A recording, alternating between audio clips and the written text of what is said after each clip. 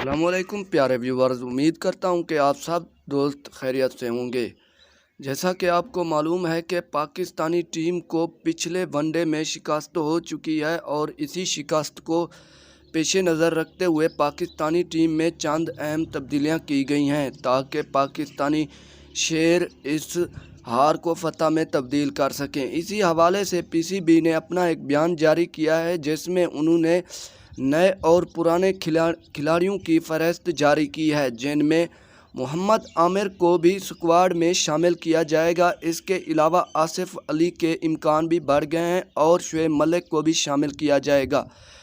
پی C B نے یہ بیان جاری کیا ہے کہ اس طرح سے نہ صرف پاکستانی ٹیم مینٹلی طور پر تیار ہوگی بلکہ وہ فزیکلی بھی فٹ رہیں گے، اور آسٹریلیا کیونکہ ایک تگڑی ٹیم ہے اور اس کا مقابلہ کرنے کے لیے پہلے حسن علی کو کھلایا گیا تھا لیکن وہ بری طرح ناکام ہو چکے ہیں۔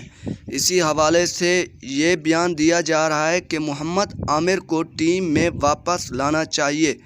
اگر آپ ہمارے چینل پر اس طرح کی نیوز حاصل کرنا چاہتے ہیں تو سب سے پہلے ہمارے چینل کو سبسکرائب کریں اور گھنٹی کے نشان کو دبا دیں۔ شکریہ دوستو۔